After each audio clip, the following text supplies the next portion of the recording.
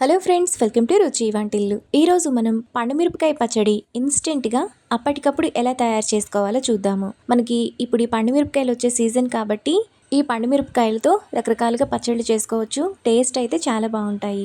ఈ పండుమిరపకాయ పచ్చడిని వేడివేడి అన్నంలో నెయ్యి వేసుకుని తింటే చాలా బాగుంటుంది. ఈ పచ్చడి అన్నంలోకే కాకుండా ఇడ్లీ, దోశల్లో కూడా బాగుంటుంది. చాలా సింపుల్గా చేసేసుకోవచ్చు. సో లేట్ చేయకుండా వీడియోలోకి వెళ్ళిపోదాం.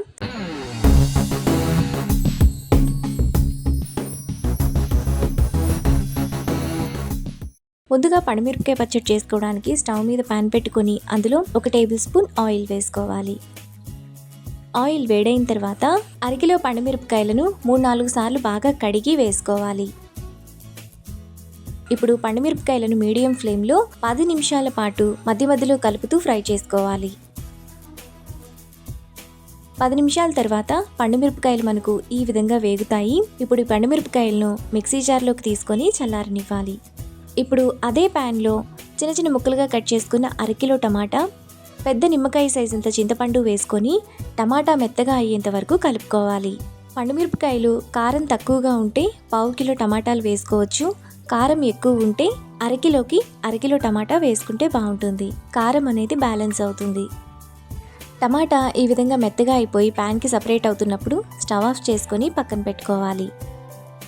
ఇప్పుడు ముందుగా మనం పక్కన పెట్టుకున్న పండుమిరపకాయల్లో టేస్ట్కి తగినంత ఉప్పు, 15 వెల్లుల్లి రెబ్బలు వేసుకొని కొంచెం బరకగా మిక్సీ వేసుకోవాలి.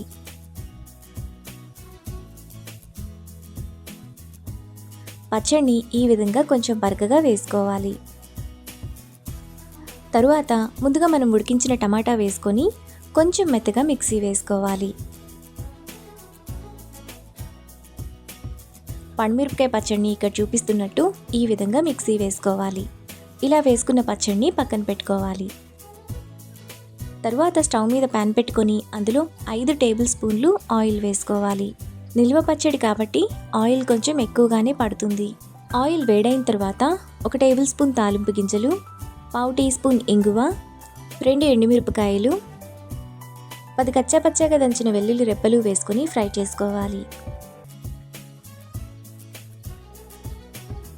ఆవాలు చిటపట్లాడిన తర్వాత అందులో 1/2 టీ స్పూన్ మెంతి పొడి, 2 రెమ్మల కరివేపాకు వేసుకొని ఫ్రై చేసుకోవాలి.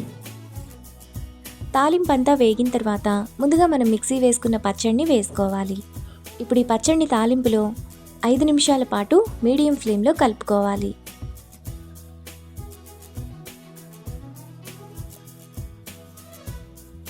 పచ్చడిలోని ఆయిల్ అంతా ఇలా సైడ్స్కి వచ్చినప్పుడు మనకి పచ్చడి రెడీ అయిపోతుంది.